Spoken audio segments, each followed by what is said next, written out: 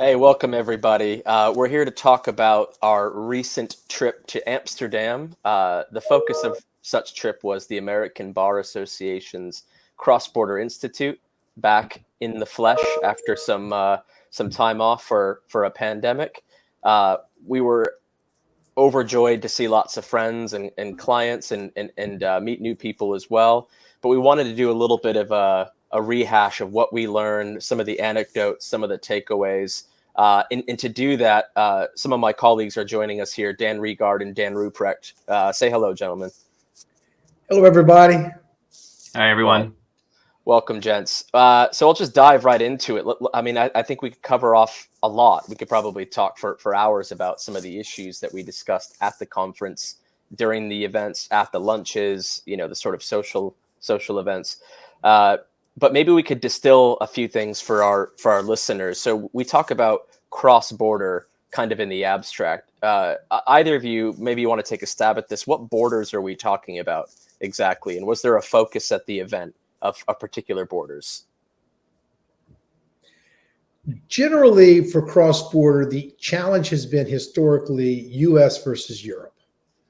And it's oftentimes U.S.-based litigation that pulls in additional documentation from European-based parents or subsidiaries.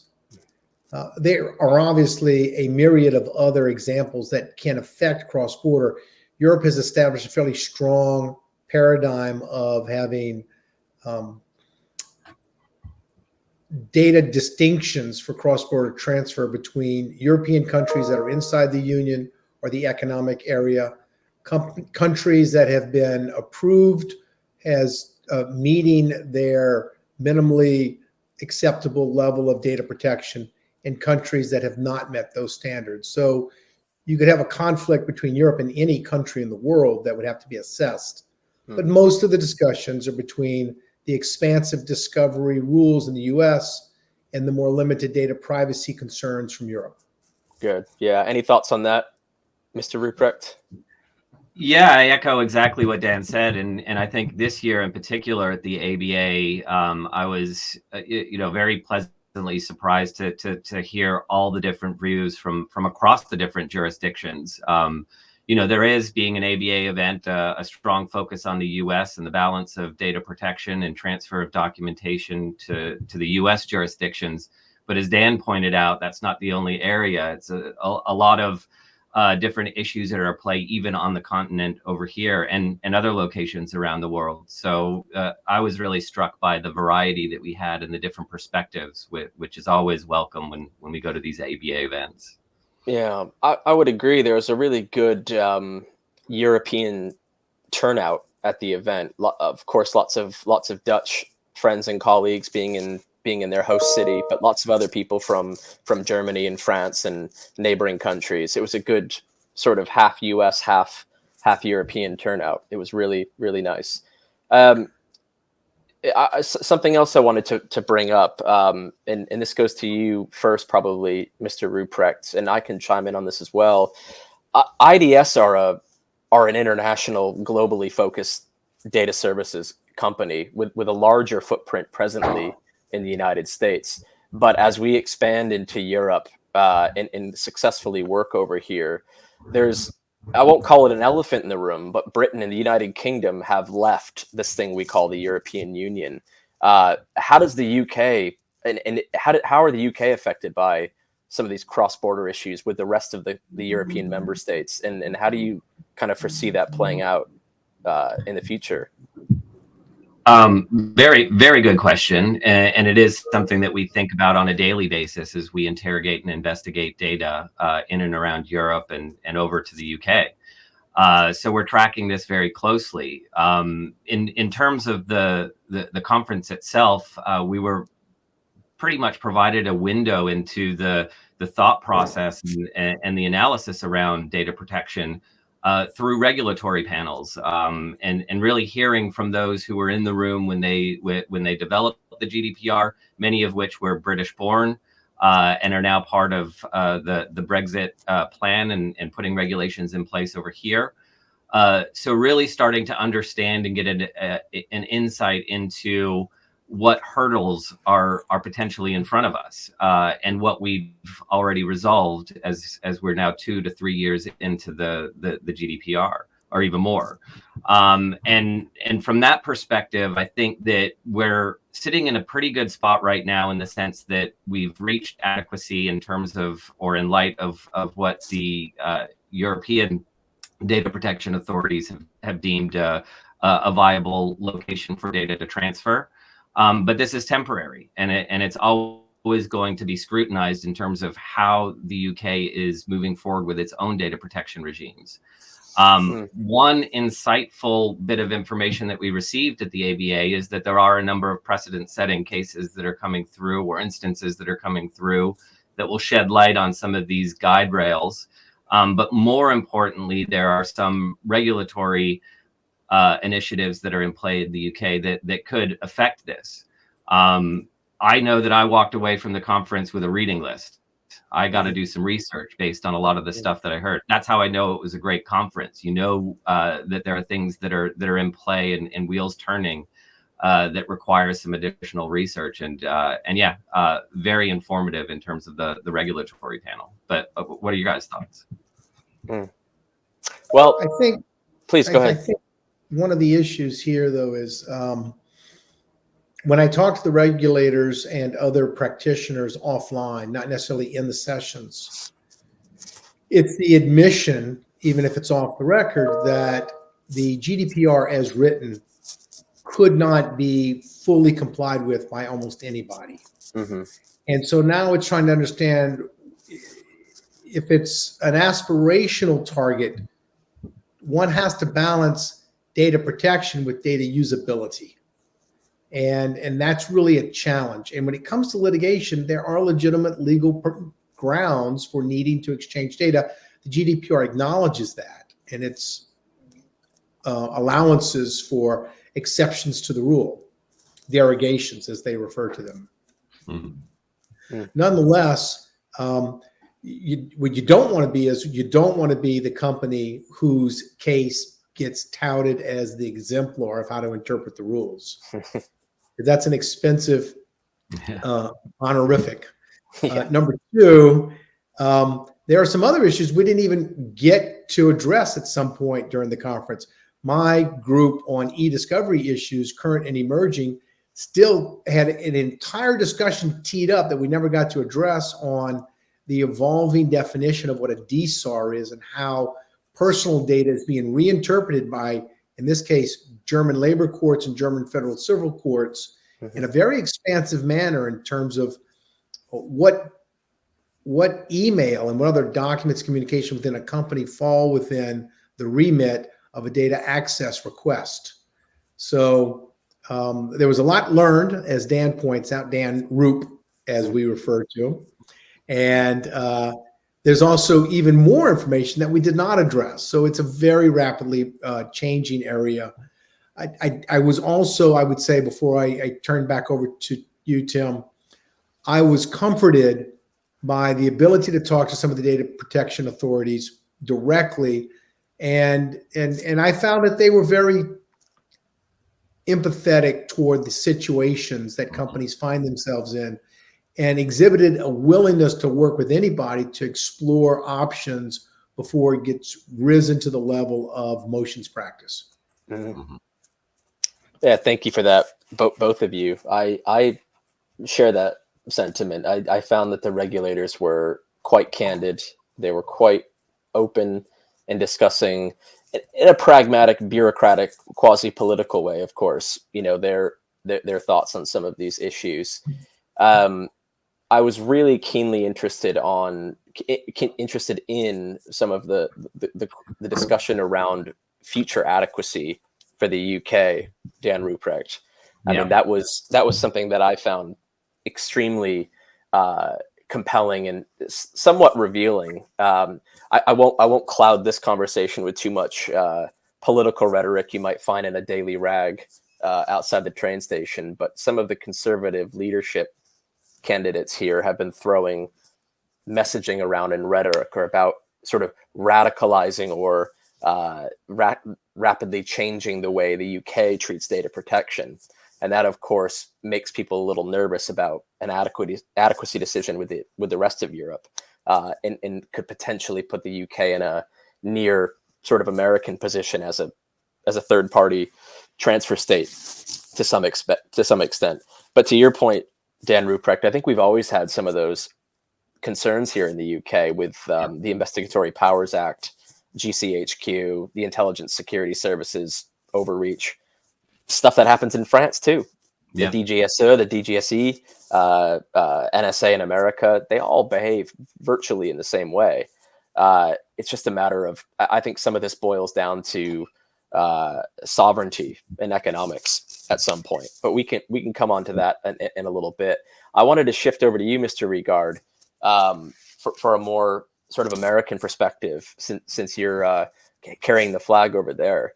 How do you see some of this in terms of data protection and data privacy law sort of evolving in America? We've already seen states like California start to enact rules and regulations that in some respects match or to some extent follow closely those of European member states. Do you think the US is on a track to be as strict as Europe, or do you think sensibly they'll find some balance between being commercial and having data protection rights enshrined?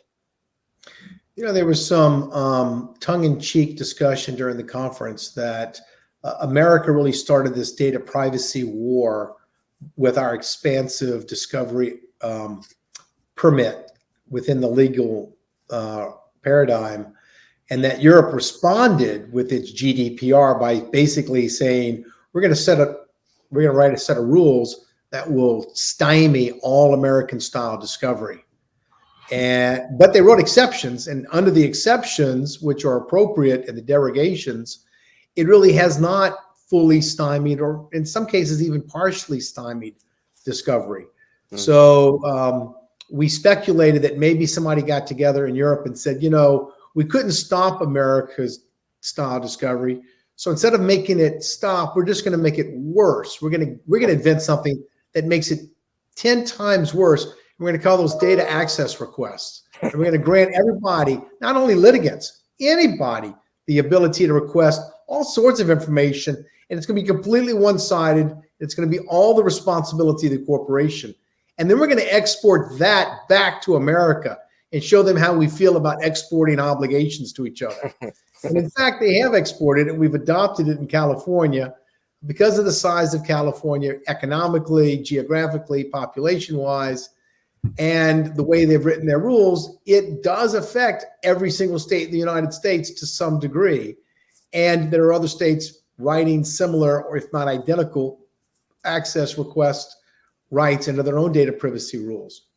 So I would say that, if you want to think of data privacy as a business enabling tool, we have mechanisms. You look at it a way of global economic tension and global economic interests.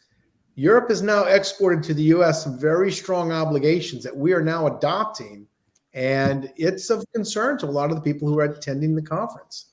DSARS, while having really the highest philosophical purposes and grounds, have some really inefficient practical considerations. Yeah, the rights of data subjects, those requesters, and reality have a massive collision often, because give me my data, give me all of the data you hold about me is quite a loaded question, and nobody has solved this riddle. I mean, every single client we work with is effectively upside down financially every time they receive one of these things. It's not only that, it's when we first started in the world of computer forensics, we used to talk about grabbing the data soon versus delayed, and the advantages and disadvantages of that. The disadvantage being you spend the money now and you might find out later you didn't need to. The advantage is that it's easier to grab information sooner than later. And I would describe that as the law of thermodynamics. Over time, data becomes less organized and more dissipated. And I think that's absolutely true for DSARS and personal information. as businesses use information they gather in the normal course of business, that information gets pushed out to more and more departments, more and more applications, more and more business partners, and becomes very diluted and dispersed. And so the ability for someone today say, not only do I want you to give me back all of my personal data, anytime you spoke about me, anyone you shared it with, I also want you to erase it and eradicate it, becomes an exponentially more difficult proposal as that data persists, permeates, and traverses through an organization and through just business at large. So it's very much again a situation that is subject to the rules of thermodynamics and the inevitable migration toward chaos. I'll call it data entropy in a form of chaos. I like it. Absolutely. Yeah. Dan Rupprecht, I always like to look at things through a different lens if I can, just to get different worldviews. You know me, we go to different countries, try to speak their languages, try to understand what they're thinking. When of course this conference and the people on this call and a lot of the people in the room the other day had a vested interest in litigation, document disclosure, data-driven investigations. But do you think the sort of root cause of the GDPR being written the way it was, albeit very similar to the directive from the 90s, but with stronger enforcement teeth, do you think they thought much of data discovery that's American driven in their sort of consultations and their thought process, or do you think they were more thinking about other areas? Are we being too narrow-minded and kind of having tunnel vision in our own industry here? I don't think they were directly thinking about U.S. jurisprudence when they developed it. I mean, certainly back in '98 when the directive was enacted in the first instance, I think it was about managing, the data that was at hand in that particular period of time, and then the issues around sort of historical use of personal data across Europe and some of the pitfalls that have come, decades past, where information was used negatively in this part of the world. And I think, at the forefront and in the early instances of data protection, it was really about that, creating an arena to protect those personal rights and make sure that those infringements don't happen again. Data evolution, however, has shown us a very different story. We're growing exponentially year in and year out in terms of data creation. Data sources are evolving from day to day almost in terms of what is being created and tracked on individuals. So I don't think that they had that in mind when they were first starting to go down the road of data protection. And again, to Dan's point, it's becoming a wild west in terms of, well, how do you get to that information? When you start asking these hard questions that have very difficult answers, you end up in kind of the situation where we're at right now, where it is a bit vague and it is a bit difficult to understand. And when you start probing, it feels a bit like a rabbit hole. So I think the evolution continues, but no, I don't think it was envisioned at the outset that we would be dealing with it.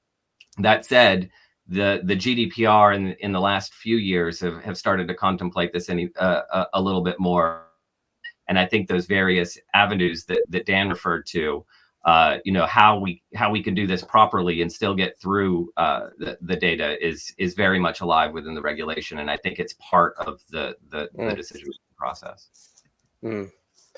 One final thought I'll come to before I maybe go to you both and perhaps myself as well for a quick takeaway that we can tack on the end of this. This is a little less focused on privacy and data protection, but Dr. Master Victoria McLeod, who sits on the High Court's bench here in the UK, had a really compelling sort of keynote conversation at the outset of the conference, and one of the areas touched upon was that of extremism, terrorism, and ultimately how misinformation and disinformation kind of commingled as terms. are used in the present state of warfare in Europe. Now, seems a little bit tangential to what we're talking about, but I always, when I was listening to that conversation, I thought immediately of data provenance, the authenticity of information, where it's coming from. Dan Regard, I know this is a sticking point for you. Did you want to make any comments about the sort of provenance of information and how crucial that can be in disclosure exercises and investigations? Well, one of the things that we've worked on at IDS has been a number of cases of establishing or challenging data points of origin and provenance. Establishing that data is legitimate has become a real art, because we've learned that data has a lot of interaction with other systems. And so it's not just the data itself in a vacuum that is authentic or non-authentic. It's also how's the data life cycle been reflected in other secondary and tertiary systems that can confirm or refute the rebuttable presumption of authenticity. The issues related to the larger questions of data privacy are related, because ultimately, in order to enable data privacy, one really needs to be able to track, not necessarily control, but certainly track and document where data travels and which systems data touches. And so the more we know about the life cycle of data, the more we can segregate it and control it for data privacy purposes, the more that we can protect it for data security purposes, the more we can control the way it's used for business and commerce, and the more we can authenticate it for any time there's a question of provenance, whether it's fake or authentic. All of these things, I think, are interrelated to how well do we understand the creation, management, and ultimate disposal of data. And so when Master McLeod spoke about fake news data, actual deep fake videos being used to swing emotions and behaviors in a theater of war, and whether or not digital crimes of this nature would fit under war crimes.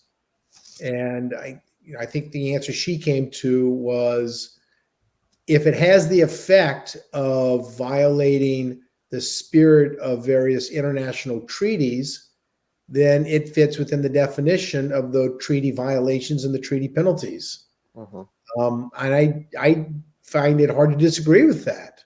She laid out a very compelling argument with real significant real world circumstances and consequences. But validating that data, even though it can be done or we can be invalidated, that is oftentimes well beyond the ability of the immediate consumer who sees a deep fake video today and doesn't have the tools or access to the secondary or tertiary sources to do that validation. So her keynote address was illuminating. It was certainly a call to response, a call to attention.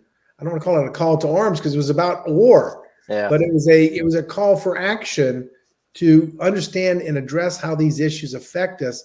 And I think it definitely reflects on the core corporate systems we're talking about when it comes to data privacy and data security. Thanks for sharing that, Dan. So, Mr. Rupprecht, a takeaway from the event. Give us your 30-second rundown. Well, we've already touched on it a little bit, but it's one of the reasons why I like the ABA cross-border so much. And really it boils down to the incredible topics and panelists that are on each of the days during the conference and the event. I always walk away with thought-provoking ideas and additional research to really follow up on. You go to many conferences and you end up in echo chambers, whereas I think the ABA, and in particular this year's ABA, had had very strong, insightful panelists that were teaching as much as telling. And I really enjoyed that and really appreciated that from the conference, as I usually do. Mr. Regard. There were some very well-educated practitioners of data privacy there, the DPAs, corporate representatives, individuals within data privacy think tanks. They did not all agree with the interpretation of the current rules, the historical basis for how we got to where we are, or where we should go in the future. This is very much an area in flux.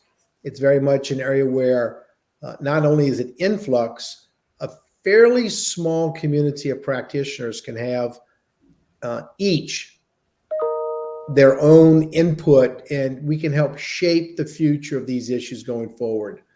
It's an amazing community to be a part of, and to think that our discussions could actually affect the way a big part of the world will treat data privacy in the next 10 to 20 years. It's also a huge responsibility, and I really appreciated the care and the seriousness with which the people in the room took forward that mandate. Well, great. I won't take up any more of our listeners' time. I want to thank you gentlemen for joining me in this conversation, and bid you all adieu. Thanks very much. Don't forget, you're supposed to have coffee both before and after the caffeinated conversations. So that's right. Enjoy your coffee. It's late in the day. Yeah. Depends on when you are. Yeah, sure. exactly. Thanks, everyone. Thanks, everybody. Bye.